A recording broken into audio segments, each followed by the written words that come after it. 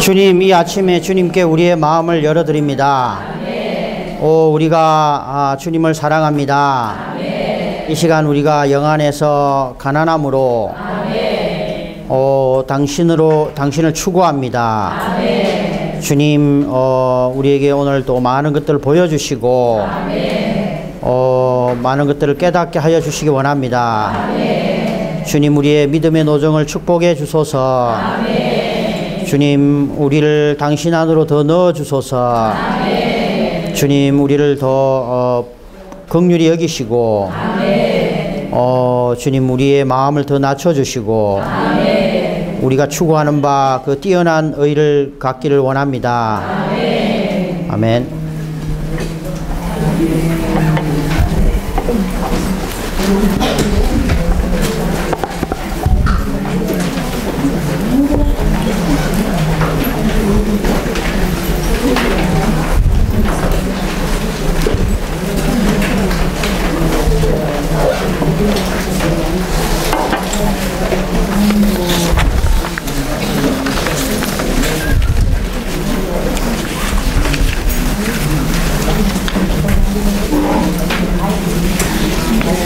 아멘.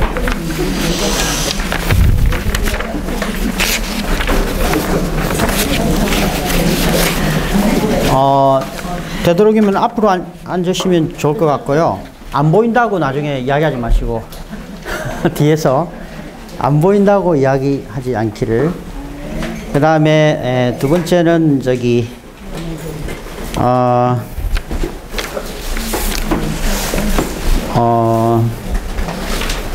제가 그 교통을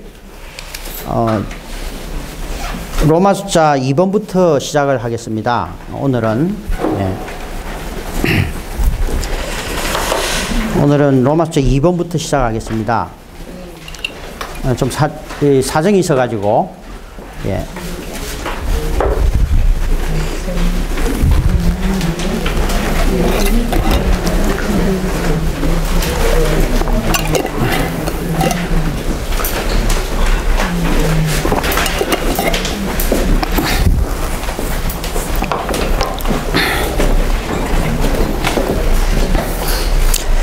메시지 전체 제목을 함께 읽겠습니다. 옛 언약의 광경과 새 언약의 광경 사이의 대조, 흔들리지 않는 왕국. 저는 흔들리지 않는 왕국부터 먼저 교통을 하고, 그리고 시간이 안배를 잘해서 로마서 1번도 다루도록 하겠습니다.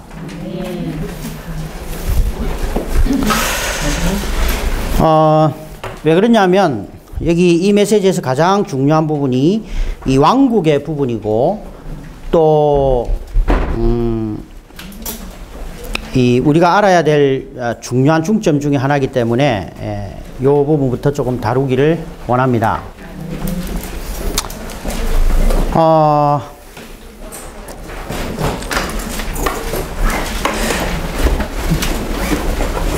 이제 이게 하나님의 왕국, 이 왕국은 흔들리지 않는 왕국입니다.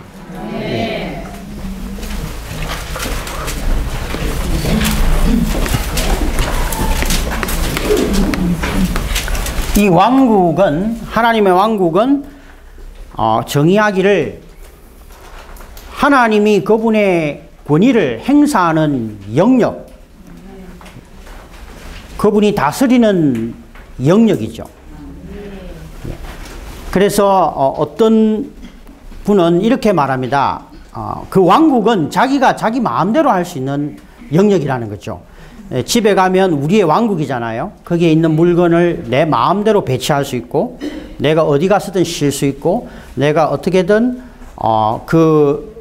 우리 집 안에 모든 어떤 것들을 안배할 수 있기 때문에 내가 거기에서 왕이 되고 그게 하나의 왕국이 되듯이, 이 하나님의 왕국은 하나님이 그분의 권위를 행사할 수 있는 영역, 그분 자신이 하시고자 하는 일들을 수행할 수 있는 범위요, 그 어떤 한계인 것입니다. 이 하나님의 왕국은 히브리서 12장 8절에 볼 때, 히브리서 12장 28절에 볼 때, 그러므로 우리는 흔들리지 않는 왕국을 받았으니 은혜를 지닙시다 라고 말합니다. 히브리의 믿는 이들은 어떤 왕국을 받았느냐 하면 흔들리지 않는 왕국을 받았습니다. 그래서 하나님의 왕국의 특징은 이게 글자 수를 줄여야 되기 때문에 불진동, 진동하지 않는 특징이 불진동, 진동하지 않는다. 그리고 히브리서 13장 8절에 보면 왜 이 왕국이 흔들리지 않는 왕국이냐, 진동하지 않는 왕국이냐, 예수 그리스도는 어제나 오늘이나 영원히 동일하십니다. 영원히 동일하시다. 그분은 변하지 않으시고 무소부재하시고 전지전능하신 분이시기 때문에 그분 자신이 흔들리지 않는 분입니다. 그분으로부터 비롯된 그 하나님으로부터 나온 것이기 때문에 이 왕국은 흔들리지 않는 왕국입니다. 그러면 이 흔들리는 것은 무엇일까요? 어떤 것은 흔들리고 어떤 것은 흔들리지 않을까요? 하나님의 왕국은 흔들리지 않습니다. 진동하지 않죠. 그러나 이 땅에 흔들리는 것이 있습니다. 학개서 2장 6절에서 나 만군의 여호와가 말합니다. 하늘과 땅과 바다와 육지를 진동할 것이니 나 만군의 여호와가 말합니다. 조금 후에 언제 흔들리냐면 조금 후에 하늘, 땅, 바다, 육지가 흔드실 거라고 그럽니다.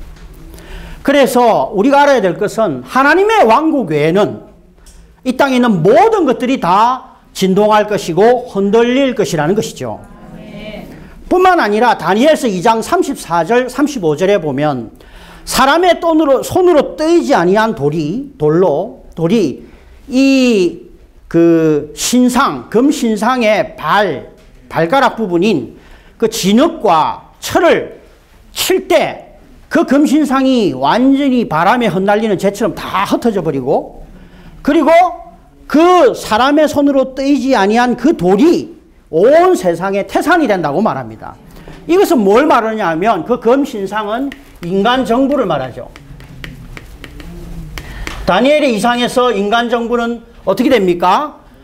그리스도에 의해서 완전히 박살날 것이고 그리스도가 그분의 왕국을 이 땅에 가져오게 될 것입니다. 인간 정부가 아무리 놀랍고 탁월하고 강력한 왕국이라 할지라도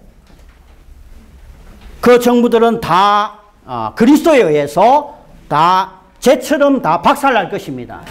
그래서 그리스도의 이 하나님의 왕국을, 그리스도의 왕국을 가져오는 것이 하나님의 목적이요 갈망인 것입니다. 그래서 마태복음에서 무엇을 위해서 기도하라 했죠? 그분의 왕국과 의를 위해서 기도하라는 것이죠. 이 땅에 있는 물질, 이 땅에 부서지고 없어지고 진동할 흔들리는 것들을 위해서 기도하는 것이 아니고 우리가 기도하고 추구해야 될 것은 그분의 왕국과 의인 것입니다.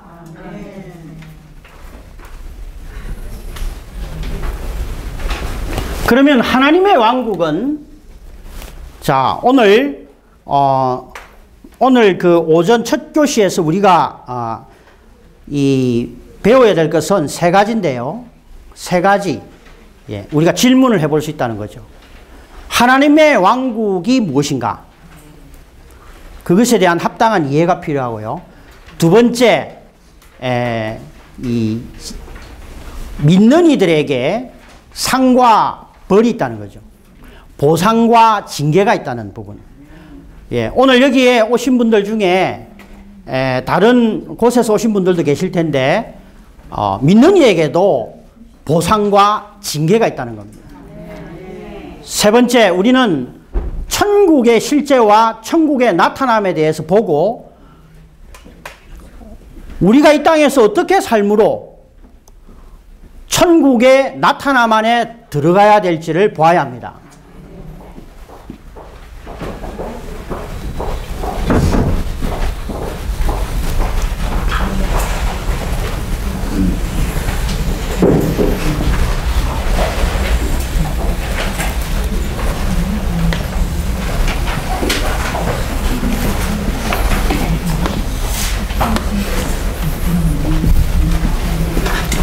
제가 회복력 45페이지인가 6페이지에 있는 그 그림을 지금 그리고 있는 겁니다.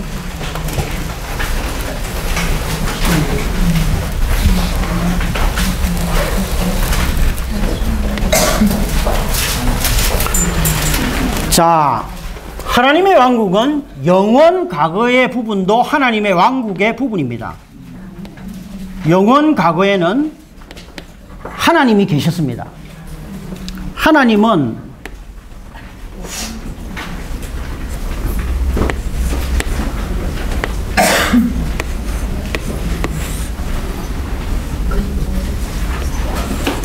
요 히브리어입니다. 하나님. 옅, 해, 밥, 해. 이게 원래 여호와 세자가 아니고 그분의 이름은 네자입니다. 옅, 해, 밥, 해. 하여튼 하나님이십니다. 오른쪽에서 왼쪽으로 읽어야 됩니다. 영원 과거에는 하나님이 계셨어요. 그러나 영원 미래에는 상황이 달라집니다.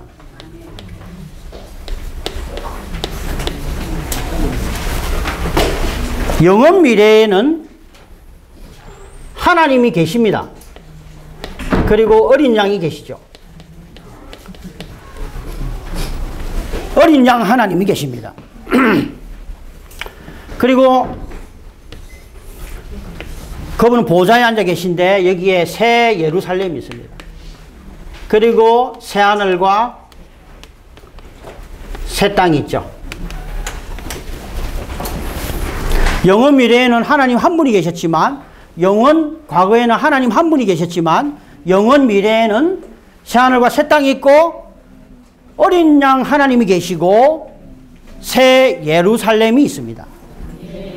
어떤 과정을 거쳐서 영원 미래는 이렇죠. 이것이 전부 하나님의 왕국입니다.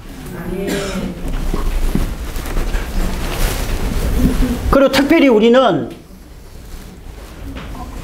여기는 율법 전 시대라 그러죠. 이것은 율법 시대, 이것은 은혜 시대라 하기도 하고 교회 시대라 하기도 합니다. 예, 이거는 천년왕국이죠. 그래서 은혜 시대와 천년왕국을 두 개를 합쳐서 이걸 천국이라 하죠. 하늘들의 왕국, 천국이라고 합니다. 이것이 하나님의 왕국입니다. 오늘날 우리가 은혜 시대의 교회 안에 있다면, 믿는 이라면 우리는 하나님의 왕국의 부분이기도 하고 천국 안에 있기도 한 것입니다. 자, 여기에서 이제 그것만 있는 것이 아니고 여기는 천국의 외형이 있습니다. 그죠?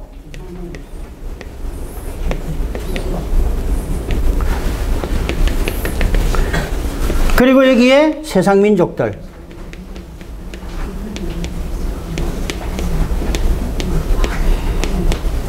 성경에서 이들은 어디로 가느냐 하면, 이 시대가 끝나고 나면 그들은 어디로 갑니까? 어떤 장소가 예비되어 있는데 이게 불이 뭐 이렇게 네. 불못으로 갑니다. 그들은 불못으로 갑니다. 예, 그리고 이 은혜 시대 안에서 믿는 이들은 참 믿는 이들,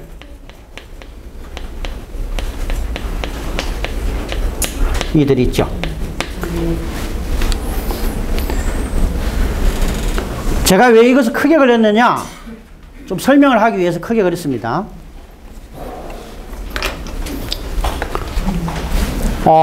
마태복음 3장 2절에 회개하십시오. 천국이 가까이 왔습니다. 라고 말합니다.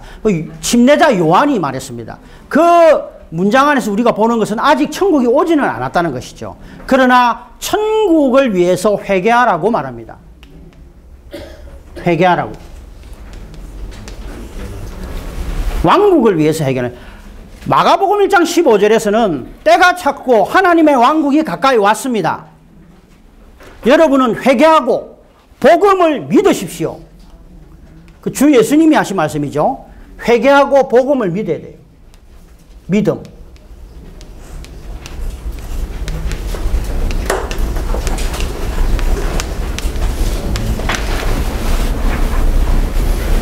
침례자 요한과 주 예수님은 이 땅에 복음을 전하러 오셨죠. 그들을 보고 하나님의 왕국을 위하여 천국을 위하여 회개하고 복음을 믿으라고 선포하셨습니다. 그들은 믿지 않으면 어떻게 되느냐? 여기 빨간 색깔로 그려진 것처럼 그들의 결말은 불못으로 가는 것이죠. 예, 이것에 대해서 분명하시죠? 예. 그 다음. 그런데 이 침례자 요한과 주 예수님의 요구는 회개하고 믿으라는 거예요. 믿고 나면 골로새서 1장 13절 14절에 보면 아버지께서 어둠의 권세에서 여러분들을 그분의 사랑의 아들의 왕국 안으로 옮겼다고 말씀하십니다. 우리가 회개하고 믿을 때 누가 옮깁니까? 아버지께서 우리를 왕국 안으로 옮기시는 것이죠. 첫 번째는 어둠의 권세에서 하나님 아버지는 어둠의 권세에서 우리를 왕국 안으로 옮기십니다. 예, 아들의 왕국 안으로 옮깁니다. 두 번째, 왕국 안으로 옮기셨는데 아들 안에서 구속을 받고 곧 죄들 용서함을 받았다고 말합니다. 구속. 세 번째, 죄들 용서. 그래서 아버지는 어떻게 하십니까? 우리가 회개하고 믿을 때 우리를 아들의 왕국 안으로 옮기시고 그리고 아들 안에서 우리를 구속하시고 우리의 죄들을 용서하심으로 우리를 옮기셨죠. 그래서 이 하나님의 왕국 안으로 들어오게 되는 것입니다. 천국 안으로 들어오는 것이죠. 천국의 부분으로. 그래서 우리는 거듭나게 되죠. 요한복음 3장 3절에 예수님께서 그에게 말씀하셨다. 내가 진실로 진실로 그대에게 말합니다. 누구든지 다시 나지 않으면, 거듭남은 뭐죠? 다시 남이에요. 다시 남. 거듭남. 다시 나지 아니하면 하나님의 왕국을 볼 수 없습니다. 요한복음 3장 5절에서는 누구든지 물과 그 영으로 나지 아니하면, 그죠? 그 영으로 나지 아니하면 하나님의 왕국에 들어갈 수 없느니라. 세 번째, 요한복음 10장 28절과 30절에서 내가 여러분에게 영원한 생명을 줍니다. 예, 영생을 줍니다. 영원한 생명을 줍니다. 내가 여러분들에게 영원한 생명을 줍니다. 이것은 여러분으로 멸망하지 않고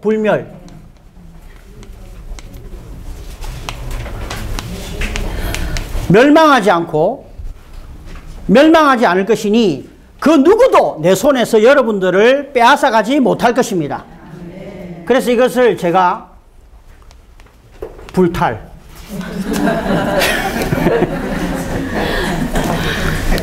누구도 그분의 손에서 탈취해 가지 못하는 거죠.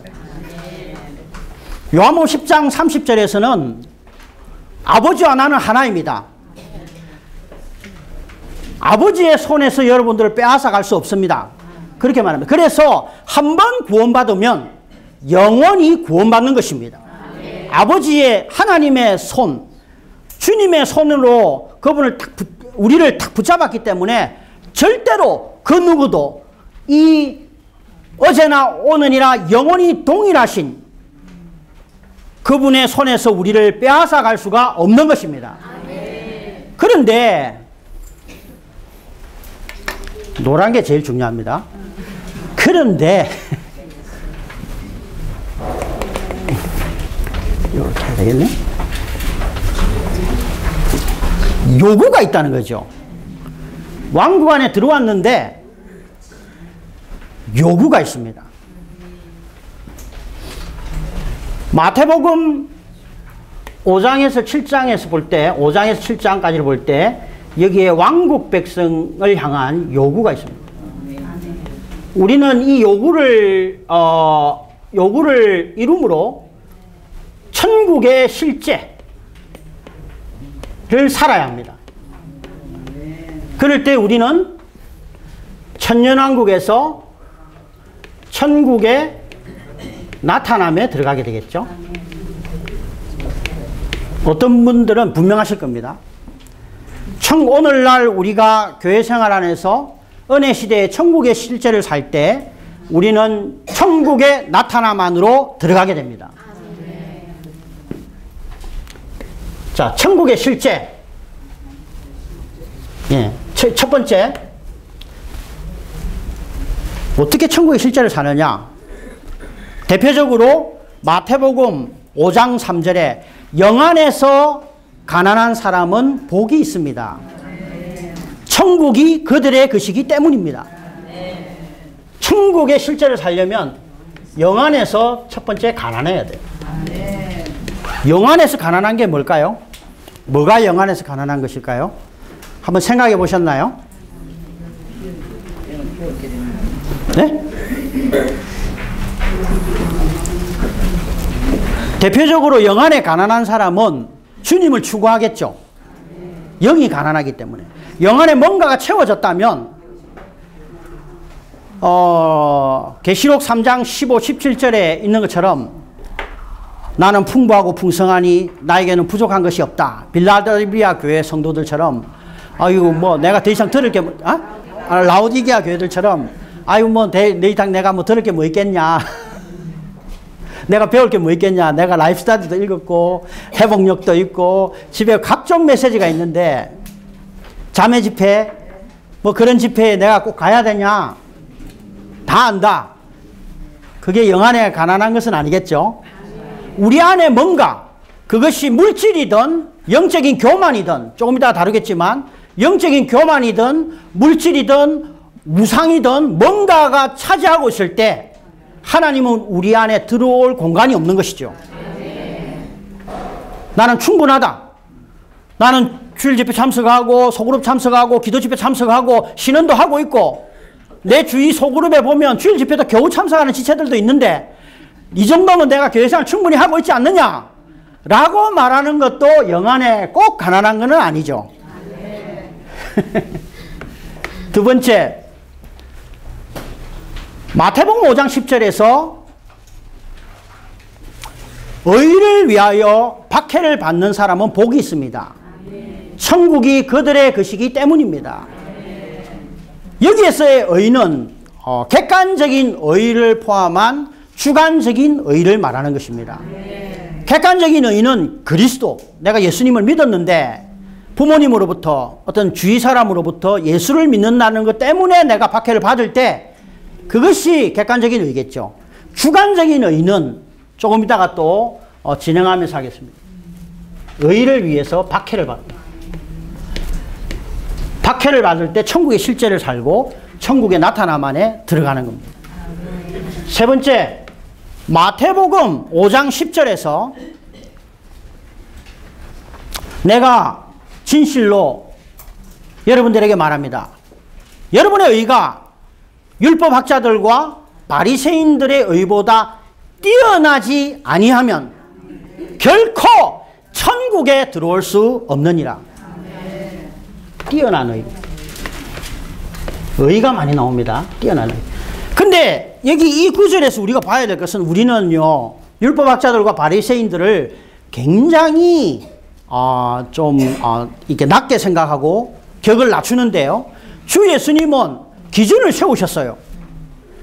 천국 백성이 천국의 나타남 안에 들어가려면 최소한 바리새인들과 율법학자들의 의보다는 뛰어나야 된다는 거예요. 율법학자들과 바리새인들이 추구하는 의, 그 율법을 지키기 위해서, 하나님의 계명을 지키기 위해서 그들이 얼마나 추구하시는지 잘 모르시죠? 그들은 철저하게 안식일을 지키고요, 하나님의 계명을 지키고요, 하나님이 먹지 말라는 음식을 안 먹습니다. 그거보다 뛰어난 의를 가지지 못한다면 우리는 천국의 나타남 안에 들어갈 수가 없는 것입니다. 네 번째, 마태복음 7장 21절로 24절에 보면 누구든지 나를 주여 주여 하면서, 나에게 주여 주여 하면서 주여 주여 하는 사람마다 다 천국에 들어갈 것이 아니요 내 아버지의 뜻대로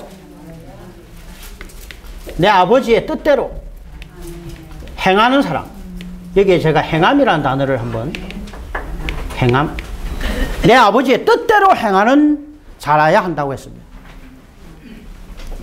여기 이 마태복음 7장에서 우리가 보는 것은 주님 주님 합니다. 그들이 주님의 이름으로 예언도 하고 신언도 하고, 신언보다 뛰어난 예언도 하고, 주님의 이름으로 귀신도 쫓아내고 주님의 이름으로 능력도 행합니다. 어떤 능력인지 모르겠지만 많은 사람을 구원시키고, 고린도전서 13장에 있는 사랑이 없이 천사의 말을 한다든지 모든 사람을 위하여 목숨을 내줄 수 있는 그런 능력을 가진 사람도 있겠죠. 그러나 그렇다 할지라도 내 아버지의 뜻대로 행하지 않으면 천국의 나타남 안에 들어갈 수 없다고 말씀하십니다. 그러면 우리가 예를 들어서 영안에서 가난하고 의를 위하여 박해를 받고 바리새인들과 율법학자들보다 조금 뛰어난 의를 갖게 된다면 우리는 좀 교만해지겠죠. 그래서 제자들이 주님 천국에 가면 누가 우리 제자들 중에 누가 제일 높습니까 하니까 마태복음 18장 3절에서 누구든지 이 어린아이와 같이 되지 아니하면 천국에 들어갈 수 없다고 말씀하십니다. 그러면서 그 다음 구절에서 뭐라고 이야기하면은 낮춰야 된다. 낮춤. 근데 주님이 기준을 세우셨어요. 얼마나 낮춰야 되느냐? 어린아이 같이 자신을 낮춰야 된다. 우리는 그리스도인으로서 이 땅에 살면서 조금 내가 의가 있고 조금 능력을 갖고 있고 교회 안에서 조금 기능을 가지고 어떤 능력을 행하고 신언도 하고 할 때 우리는 어떻게 됩니까? 율법학자들과 바리새인들처럼 교만해질 수 있고요.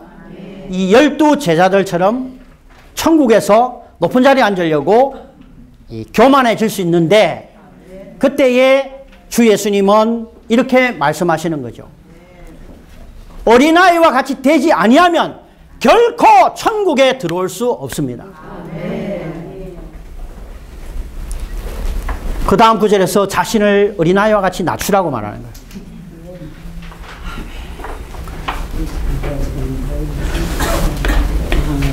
로마서 14장 17절 우리가 너무나 잘 알죠. 하나님의 왕국은 먹는 것과 마시는 것이 아닙니다. 의와 평안과 그 영 안에 있는 기쁨입니다. 의, 여기도 의가 나왔죠. 그래서 오늘날의 교회 생활이 바로 왕국 생활이라는 것을 로마서 14장 17절을 통하여 우리가 알 수 있는 거죠. 의, 평안, 기쁨. 요한계시록 1장 9절에서 사도 요한은 이렇게 말합니다. 여러분의 형제요. 여러분의 형제요. 나 요한은 여러분의 형제요. 여러분의 형제이며 예수님 안에서 환난과 왕국과 인내에 참여한 나 요한은 하나님의 말씀과 예수님의 증거 때문에 반모라는 섬에 있습니다. 그래서 AD 90년경에 굉장히 강한 그리스도인들이 핍박을 받고 있는 상황에서 이 요한계시록을 썼는데, 그때에 이 계시록을 쓰면서 요한은 뭐라고 얘기했냐면, 요한이 교회생활을 했겠죠. 사도 요한. 자기가 환난과 왕국과 인내 여러분과 함께 동참했다고 합니다. 이 사도 요한은 바로 왕국에 참여했다는 것을 말하고 있는 것이죠. 예. 자, 이 율법 전 시대는 이게 창조로부터 시작하죠. 여기 아담부터 모세까지입니다. 네. 이 율법 전 시대와 율법 시대를 나누는 것은 모세죠. 모세가 BC 1526년일 겁니다. 아마 1526년. 네, 모세. 지금으로부터 3500년 전에 모세가 태어나죠. 1500년간의 율법 시대. 예. 이것을 나누는 은혜 시대와 율법 시대를 나누는 것은, 물론 율법 시대는 모세로부터 그리스도까지인데, 사실은 사도행전 2장 1절부터 4절까지 이 오순절날 성령 강림한 이후로부터 이 은혜 시대가 시작된 것입니다. 하나님의 왕국, 천국이 시작된 것이죠. 이 노랑으로 쓴 것은 굉장히 중요한 겁니다. 자, 여기 마태복음 16장 27절에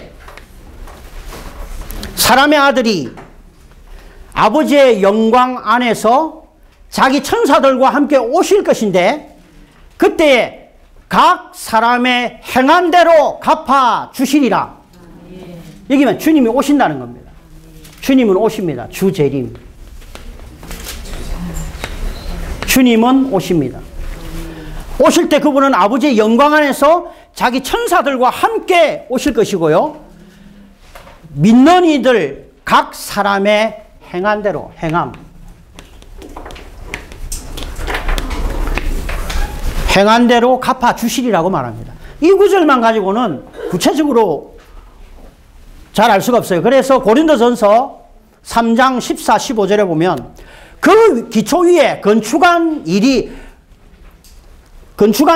남아있는 사람은 보상을 받을 것이고, 그 기초 위에 건축한 일이 불타버린 사람은 손실을 입을 것인데, 그들은 구원을 받지만 불을 통과하여 구원을 얻을 것이다 라고 말씀하십니다.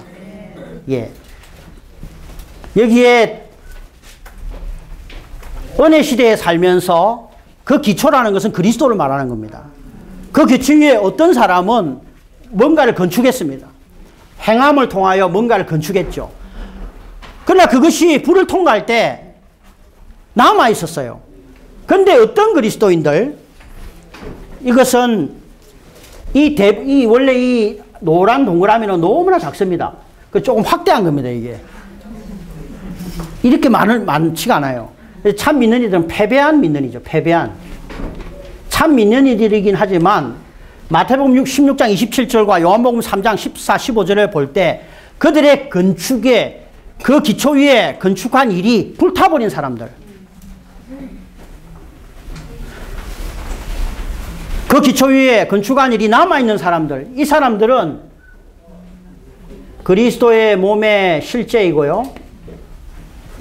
예루살렘의 고봉인 활력그룹을 실행하는 이들이고, 이기는 이들입니다. 이기는 이들. 이기는 믿는 이들. 이들은 여기서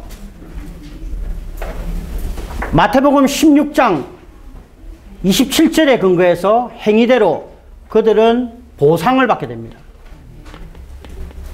천년왕국이 그들의 보상이 되고요. 이것은 그들의 누림이 될 것이고, 오늘 개요에 있습니다. 이것은 장자권과 관련되어 있고, 장자권을 얻는 것이고,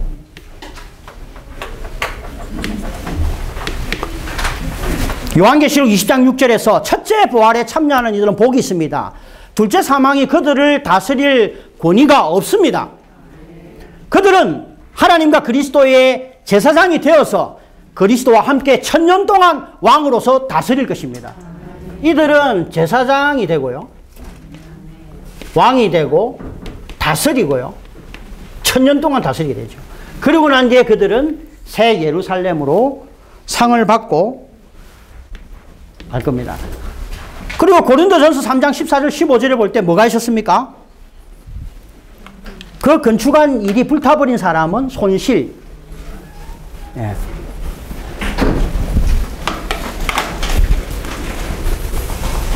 손실이 있었죠. 손실이 있었고요. 그들은 손실.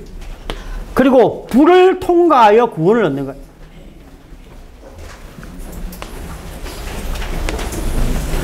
손실이고 불이고요. 이것은 하나의 훈련일 것입니다.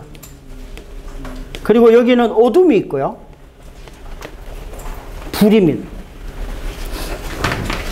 제가 며칠 전에 생각을 해봤는데 왜 이 불을 통과하여 구원을 얻는 것 같을까요? 불을 통하여 우리 안에 있는 물, 요한계시록 14장에 있는 익지 않는 곡식들 안에 아직 수분이 남아있잖아요. 세상의 물, 죄, 그리고 우리가 사랑하는 것들을 이 불 속에서 태워야 돼. 강한 불로 1000년 동안 태우는 겁니다. 여기에 대부분의 참 패배한 믿는이들은 이리 와서 손실을 받고 불태워지고 훈련받고 어두운 데서 훈련받고 불태워지고 훈련받고 불태워지고 훈련받고 불태워지고 훈련받고 1000년 동안 훈련받고 불태워지고 아침에 일어나면 훈련받고 태워지고 하다가 결국 새 예루살렘으로 들어가게 될 겁니다. 불을 통과하여 구원을 얻는다는 거예요. 이것이 마태복음 16장 27절의 가르침입니다.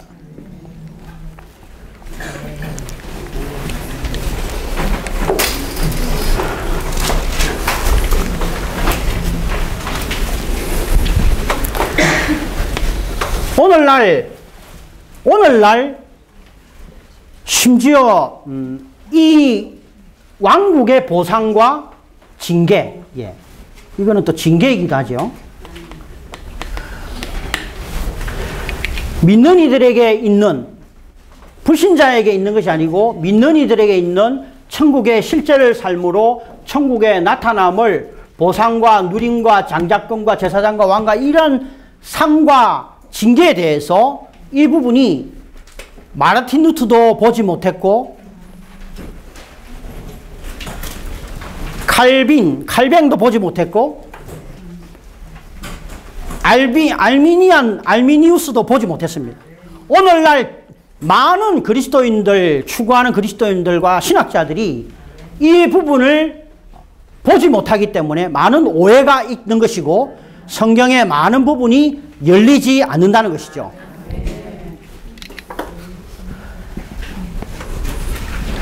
어, 1492년에 콜럼버스가 신대륙을 발견했습니다. 그 10년 전에 누가 태어났느냐? 1482년에 마르틴 루터가 태어났어요.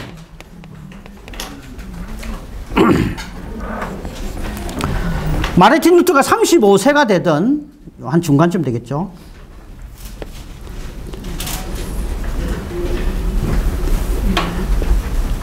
(1517년) 1515년에 교황이 면죄부를 팔기 시작했는데 1517년에 35살 된 이 마르틴 루터가 95개의 반박문을 내걸고 교황의 잘못된 것, 잘못 가르치는 것들을 말했습니다. 이게 이제 이 독일 사람이죠. 그래서 그는 핍박을 받았죠. 그러나 그것이 그 유럽 땅에 소문이 퍼져서 굉장히 유명 인사가 되고 종교개혁이 시작되는 것입니다. 한 젊은이에 의해서. 35살 된 한 젊은이에 의해서. 마르틴 루터는 이 64살을 살았어요. 1546년까지 살았습니다. 64년 살았죠. 루터가 우리에게 말하는 것은 믿음으로 구원을 얻는다. 이 진리를 우리에게 말해 주었습니다. 믿음으로 구원을 얻는다. 믿음으로 구원을 얻는다. 예. 이게 잘못됐는데 60, 그걸 계산하면 64년입니다. 64를 계산하면 1564년? 시간이 다 돼가네.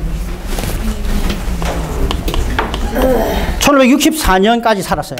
근데 1546년에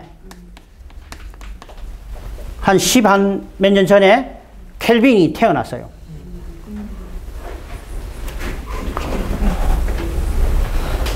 켈빈이 태어났는데 켈빈은 그렇게 오래 살지는 않았습니다. 1564년 미안합니다. 켈빈은 언제 태어났냐면 1509년에 태어났어요. 예. 그래서 1509년에 태어났고요. 그래서 이제 쭉 살았습니다. 근데 켈빈은 마르틴 루터의 영향을 받아가지고 세 가지를 특별히 말했어요. 하나는 하나님의 주권을 말하고요. 두 번째는 구원받는 것은 그분의 그 예정하심에 있는 것이다. 예정론. 그리고 하나님의 선택론을 말했습니다. 그런데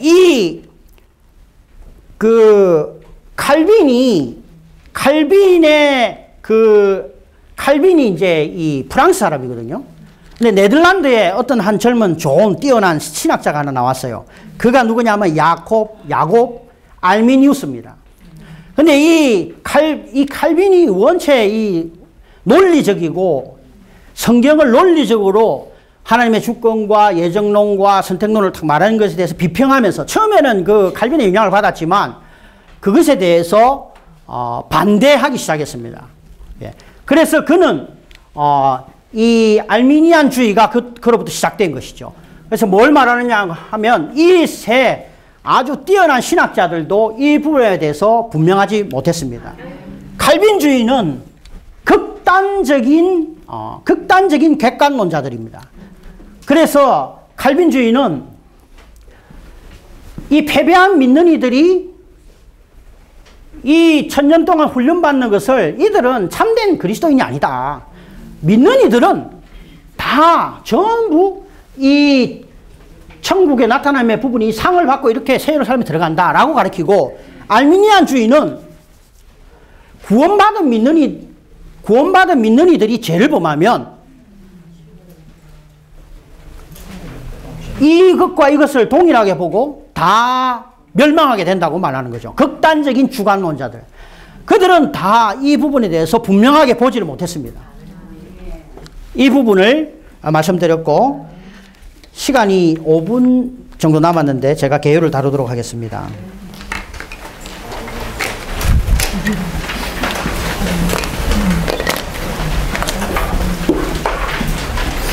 로마서 1번 옛 언약의 광경과 새 언약의 광경 사이의 대조. 예. 거기에 옛 언약은 6가지 항목이죠. A, B, C, D, E, F. 히브리서 12장 18절로 21절인데요. 그 산은 만질만 하고 불 붙는 곳이고요. 어둡고 흑암이 있고 폭풍이 불고 나팔 소리가 있고 무시무시한 말씀의 소리가 있습니다. 이 6이라는 6가지 항목은 하나님의 창조의 수고, 율법은 그 위치가 첩이죠. 그래서 여기는 나무와 시냇물이 흐르는 산이 아니고 불 붙는 산입니다. 예. 그리고 여기에는 연기가 있고 큰 구름이 있는 흑암이 있고요. 어두움이 있죠. 예. 어두움과 흑암이 있습니다. 그 다음에 여기에 나팔 소리가 있는데, 나팔 소리는 하나의 무엇을 하라 하지 마라 이라는 어떤 종교 안에서의 경고의 나팔 소리를 의미합니다. 그것이 율법이 가진 특징이죠. 그리고 무시무시한 말씀의 소리, 은혜의 말씀이 아닌 무시무시한 말씀의 소리가 옛 언약의 광경입니다. 새 언약의 광경은 8가지가 있습니다. 첫 번째 짝인 시온산과 살아계신 하나님의 성 곧 하늘에 속한 예루살렘. 두 번째 짝은 수많은 천사의 우주적인 모임, 하늘들에 기록된 장자들의 교회. 세 번째 짝은 모든 사람의 심판자이신 하나님, 온전하게 된 의인들의 영들. 네 번째 짝은 새 언약의 중보자이신 예수, 아벨의 피보다 더 좋은 것을 말하는 뿌려진 피. 예, 여기는 8가지인데 이것은 부활의 수를 의미하고 여기에 은혜의 편에 있다는 것이죠. 이것은 그래서 여기서 우리가 보아야 될 것은 이 새 언약의 8가지 항목은 영원토록 영원히 존재하는 것이 특징이고요. 이 옛 언약 안에서의 광경은 일시적인 것이라는 겁니다. 영구한 것이 아닙니다. 그래서 옛 언약의 이러한 항목들은 모두 끝나게 될 것이라는 것을 의미하고 있습니다. 네.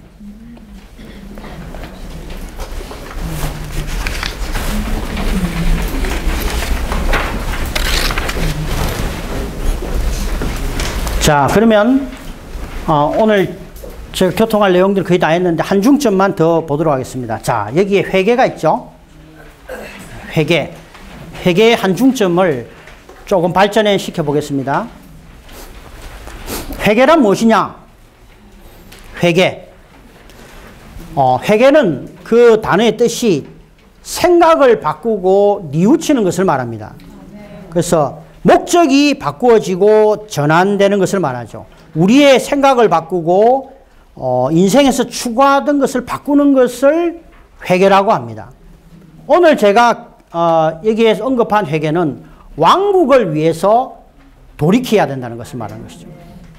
침례자 요한과 주 예수님은 왕국을 위하여 이스라엘 백성들이 회개하라, 돌이켜라, 너의 방향을 전환해라라고 말씀하시는 겁니다.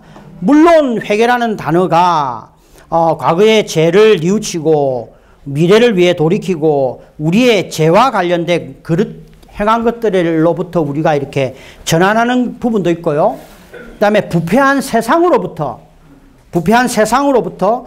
그리고 세상으로부터 우리가 돌이키는 면도 있고 우리의 이 생활 습관, 하나님의 목적을 이루기 위해 살지 않던 삶에서 하나님의 목적을 향해서 우리가 이렇게 탁 전환하는 것이 회개의 의미도 있지만 오늘 여기에서 말하는 것은 가장 중요하고 높은 회개는 왕국을 위해서 회개해야 한다는 것입니다. 오늘 우리가 예전에 죄 때문에, 세상 때문에, 나의 이 악한 생활 습관 때문에 회개하신 적이 있으신 분들이 계시다면 이 왕국을 위하여 우리가 다시 한번 회개하는 역사가 있기를 원합니다. 그래서 우리가 이거 몇 번을 들어도 우리 안에 분명해질 수도 있고요. 아니면 가려질 수도 있습니다. 그 뛰어난 평생을 성경을 추구하고 성경을 통해서 일생을 책을 집필하는 사람들도 이것을 보지 못한 분들이 많고 분명하지 않고 들어도 이것을 인정하지 않는데 하물며 우리가 이 천국의 실제와 천국의 나타남을 주님께 보여달라고 얼마나 추구하고 기도해야 되겠습니까? 그래서 우리에게 주님이 영안에 가난한 마음을 주시기 원하고 우리의 마음이 갈수록 어린아이와 같이 낮아지길 원하며 우리가 교회 생활 안에서 율법 학자들과 바리새인들의 의보다 뛰어난 의를 갖도록 주님이 인도해 주시기를 원합니다. 아멘.